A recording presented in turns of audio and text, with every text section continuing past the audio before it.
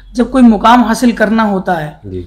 तो उसके लिए हम लोगों को कभी भी पीछे नहीं हटना चाहिए, किसी की बात में नहीं आना चाहिए कि पापा मम्मी का रोल इसमें सबसे बड़ा रहा है। वसीम अख्तर द लीडर हिंदी के लिए आपका स्वागत है। आज हमारे बीच एक ऐसे युवा मौजूद हैं जो अपने जैसे तमाम युवाओं के लिए एक मिसाल हैं। बचपन से लेकर अब तक 100% उपस्थिति में उन्होंने एक अहम रोल निभाया है। उपस्थिति को लेकर उनका इंडिया बुक ऑफ रिकॉर्ड में नाम लिखा जा चुका है। पढ़ाई उनके लिए जुनून है तो समाज सेवा उनकी हॉबी है। उन्होंने अपने समाज सेवा के लिए ऐसे वर्क को चुना है जो अपनी जान देकर इस देश की सेवा में लगा है। वो ऐसे शहीदों के घर जाते हैं जिनके बारे में पता लगता है कि वो किसी न किसी रूप में परेशान है। शहीदुल इस्लाम, आपका स्वागत है हमारे स्टूडियो में। सबसे पहले तो अस्सलाम वालेकुम, आपको भी और आपके चैनल ने मुझे इतना बड़ा मौका दिया कि मैं आपसे बात कर सकूं, बातचीत कर सकूं। एक ये बहुत मुश्किल टारगेट है जो आपने चेज़ किया। 14 साल लगातार अपनी क्लास में उपस्थित रहना बहुत मुश्किल है। पहला सवाल मेरा यही है आपसे कि ये आपने कैसे अंजाम दिया कि 14 साल तक लगातार आप क्लास जाते रहे, तब भी कि जब तमाम परेशानियां आई होंगी इस बीच, तो ये मुश्किल काम आप कैसे करने में सफल हुए? ये प्रेरणा मुझे, जो हार्डवर्क मुझे हुआ, ये प्रेरणा जो मुझे मिली, ये मुझे अपने पापा ने दी। सबसे शुरुआत में जब हम स्कूल जाते थे तो पहले तो पापा ने जो है 2-3 दिन रात में वो बोला कि भाई सुबह तुम्हें नियमित तौर पे स्कूल जाना है। फिर उसके बाद धीरे धीरे एक ये ऊर्जा जगी हमारे अंदर कि ये हमें स्कूल जाना चाहिए।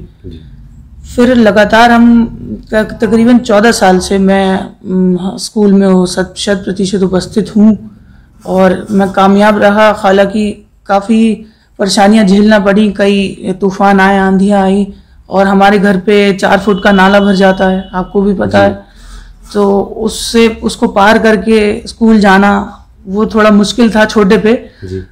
तो ये सब पार कराना पापा का काम था और पापा ने ही प्रेरणा दी इस चीज़ की। और सब बस यही कहना चाहूँगा कि पापा मम्मी का रोल इसमें सबसे बड़ा रहा है। ये ख्याल कैसे आया कि जो सीमा पर देश के लिए अपनी जान कुर्बान कर रहे हैं, उनके बच्चों को आप पढ़ाएं या उनके घर जाने के बाद उनकी किसी न किसी रूप में मदद करें?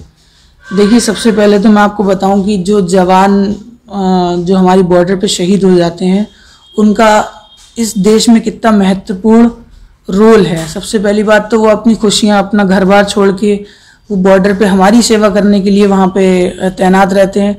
दूसरी बात, अगर वो शहीद होते हैं तो उनके बच्चों को और उनके परिवार वालों को संभालने का काम किसका होना चाहिए? सिटीजन ऑफ इंडिया का होना चाहिए। तो उनके बच्चों को पढ़ाई का, लिखाई का खर्च जो चलाना है और उनके जो वाइफ्स हैं तो उनका भी जो खर्चा है तो वो सिटीजन ऑफ इंडिया को जो है करना चाहिए। तो हम लोगों ने ये मद्देनजर रखते हम लोगों ने ये काम शुरू करा ताकि और लोगों को इससे सीख मिले। जी। अब तक कितने ऐसे शहीद परिवारों के घर जा चुके होंगे कि जिनको आपकी ज़रूरत थी या जिनको देश की ज़रूरत थी? अब तक हम लोग तकरीबन 15-16 जगह जा चुके हैं। जैसे इटावा है, संभल है, राजस्थान में जोधपुर जा चुके हैं और आपका खटीमा जा चुके हैं जो उत्तराखंड में पड़ता है। तो इन तमाम जगहों पे जा चुके हैं। एक जगह हम गए थे इटावा में, वो शहीद नितिन कुमार यादव के यहाँ। तो उनकी छोटी बच्ची थी और तकरीबन 3 महीने की, जब वो शहीद हो गए तो वो तो खुशी खुशी शहीद हो गए, लेकिन उनकी जो बच्ची थी और उनकी जो वाइफ थी, वो उनके ऊपर जो बीत रही थी उसको देख के हमारे दिल में एक अटैक सा आया, शॉक सा आया कि अब ये लोग क्या करेंगे जब इनके पापा नहीं है इनके हाथ रखने वाले। तो हम लोगों ने सोचा कि उनको भी थोड़ा सा पुश करें हम लोग अपने साथ और हम लोग अपने उसमें अपनी पॉकेट मनी से उन लोगों का पढ़ाई में मदद करें, उनकी सोशल सर्विस करें हम लोग। जी। ये जो आप ये काम कर रहे हैं तो इसमें जैसे आपने भी कहा कि देशवासियों का क्या रोल होना चाहिए था कि जो जवान हमारे शहीद हो रहे हैं कि वो तो चले गए अपनी जान देने के बाद, अब उनके परिवारों को किस तरह खुशियां दी जा सकती हैं? सबसे पहले तो मैं सरकार से ये अपील करना चाहूँगा कि एक वेबसाइट बनाना चाहिए सरकार को इसके मद्देनज़र कि उस वेबसाइट पे जो जवान शहीद हो जाते हैं उनके परिवार वालों को रजिस्टर्ड हूँ, और उस वेबसाइट के जरिए आम सिटीजन ऑफ इंडिया को अपना डोनेशन करना चाहिए, सारा डोनेशन। वो सिर्फ सरकार को वो साइट चलाना चाहिए, कोई आम इंसान ना चलाए, सबसे पहली बात। और दूसरी बात ये है कि सिटीजन ऑफ इंडिया को एक पर्सनल तौर पे भी उनकी मदद करना चाहिए। जैसे आप उन लोगों को पढ़ाई का खर्च उठा सकते हैं, कॉपी किताबें देने का खर्च उठा सकते हैं, बाकी उनके कपड़े वगैरह देने का खर्च उठा सकते हैं। इतना तो सिटीजन ऑफ इंडिया कर सकता है। तो जैसे उनको, जब आप इतनी जगह आप बता रहे हैं कि तमाम ज़िलों में आप गए हैं, तो वहाँ उनको किस तरह की दिक्कतें आपको लगी कि ये दिक्कतें आ रही हैं, उनका समाधान होना चाहिए? जी, दिक्कत देखिए काफ़ी हैं। देखिए मैं जैसे जब संभल गया था तो उनके परिवार वालों ने भी शिकायत की थी। मैं किसी को पॉइंट आउट नहीं करना चाहता कि उनके परिवार वालों ने ये शिकायत करी थी कि उनको जो है ठीक तरीके से राशि नहीं दी गई जब वो शहीद हो गए उनके परिवार में। और मैं जब नितिन कुमार साहब के यहाँ गया था जो संभल में शहीद हो गए थे, तो उनके जो पिता हैं उनको भी ठीक तरीके से राशि नहीं प्रदान करी गई थी। तो ये जो कट ऑफ हो रही है सरकार की तरफ से या जिसकी भी तरफ से कट ऑफ हो रही है, तो मैं ये चाहता हूँ कि उनको पूर्ण रूप से, चाहे सिटीजन ऑफ इंडिया का राशन काट के उनको दिया जाए, लेकिन दिया जाए, ये चाहता हूँ मैं।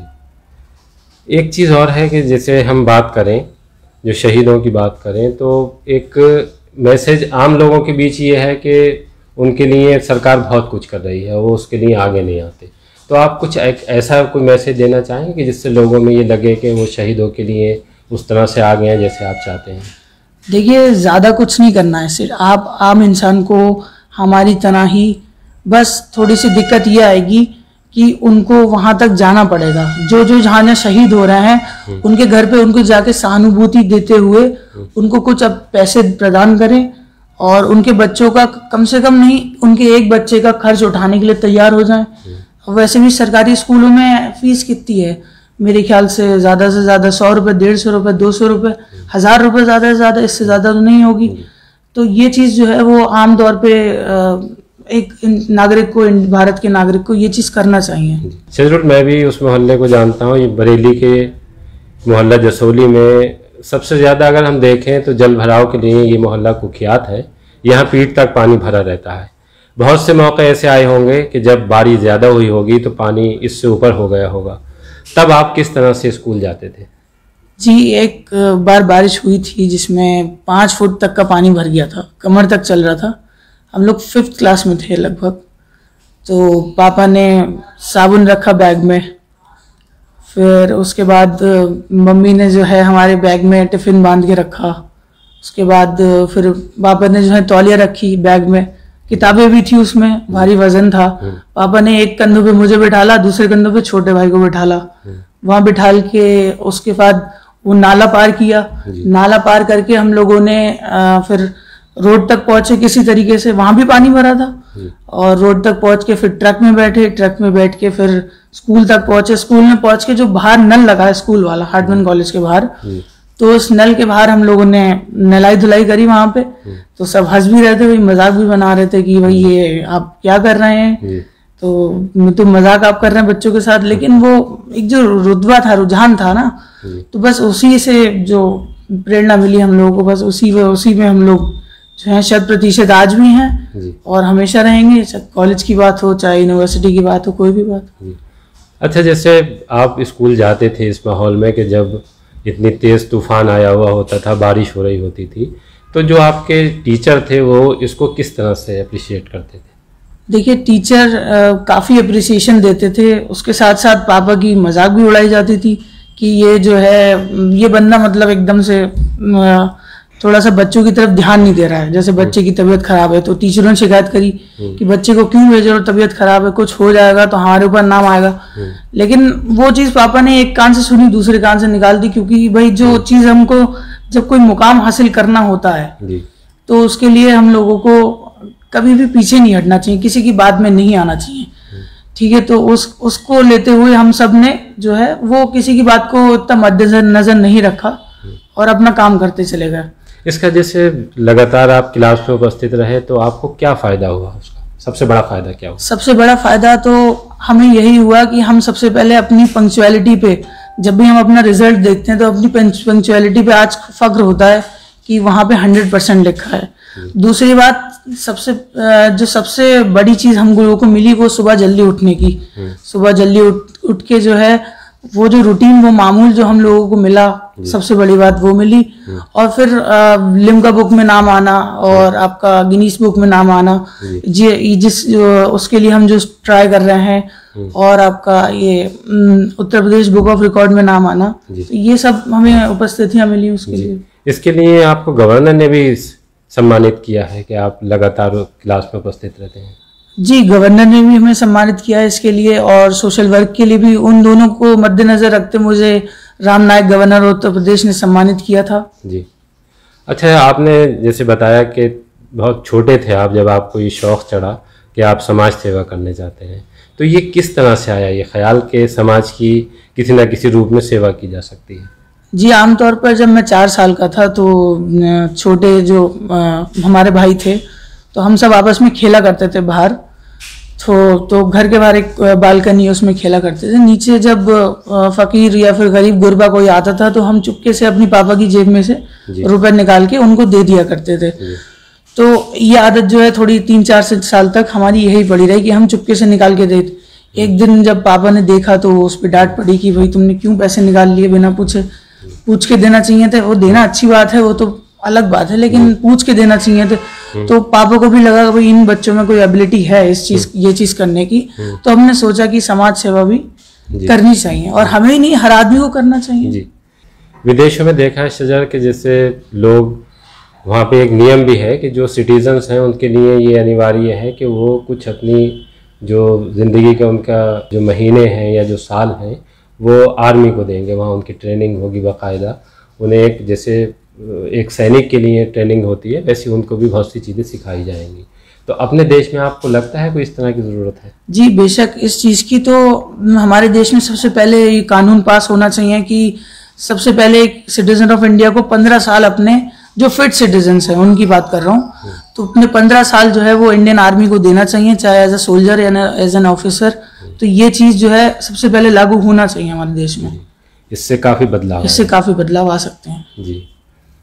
शजर, आपका सफ़र हार्टमैन से शुरू होने के बाद अब जामिया मिलिया इस्लामिया पहुंच गया है, तो आपके जो मुस्तकबिल के लिए जो टारगेट है वो आपने क्या तय किए हैं? जी, मुस्तकबिल में मैं CDS का एग्ज़ाम दूंगा, और CDS के एग्ज़ाम के बाद मैं army as an officer join करूंगा। और मेरा भी वही रोल रहेगा जो आमतौर पे सारे सोल्जर्स का रोल रहता है, जो हमारे शहीद लोग हैं, जो जितने भी बॉर्डर पे शहीद हो जाते हैं, उनका जो रोल रहा है, तो उन्हीं के हित में मैं as an army, Indian army में एज एन ऑफिसर ज्वाइन करना चाहता हूँ।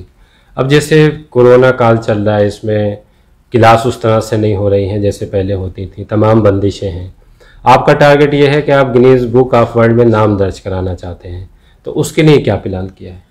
उसके लिए देखिए, प्लान कुछ नहीं है, बस जैसे भी मुख्तसर तौर पे हम लोग जब सुबह उठते थे, जो क्लास लेते थे, आज भी ऑनलाइन क्लास हो रही है, तो वही हमारा रूटीन है, सुबह उठना, ऑनलाइन क्लास लेना, और आज तक अभी तक एक भी ऑनलाइन क्लास नहीं छूटी।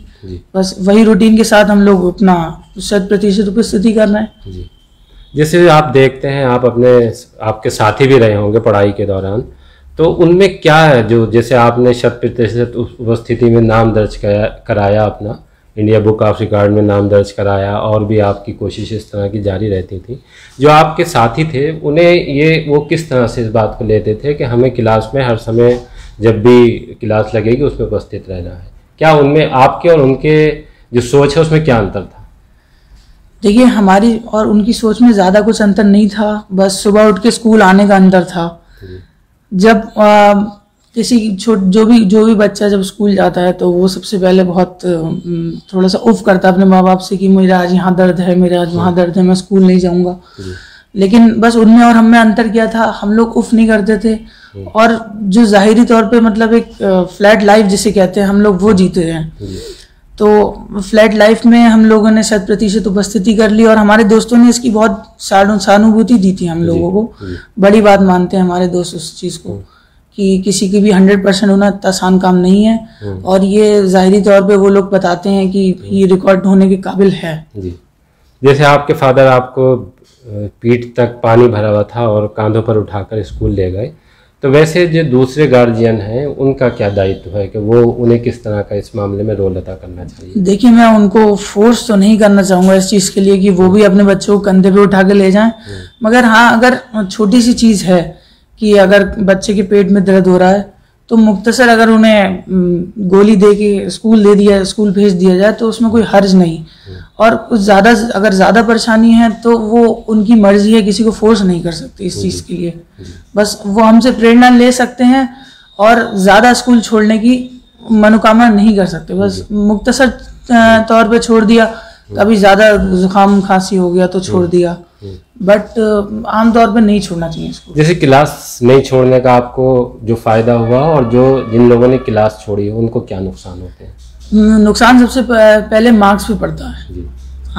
आमतौर पे जब हमारे दोस्त काम छूटता है सबसे पहली बात, और जो बेसिक कंसेप्ट होते हैं स्कूल में वो मालूमात नहीं हो पाती है। अगर हम बीच बीच में स्कूल छोड़ते हुए चलेंगे, जैसे मान लिया अगर मैं आज आया या कल छुट्टी मार ली और कल गया या परसों छुट्टी मार ली, तो उसमें कंसेप्ट्स का लॉस होता है।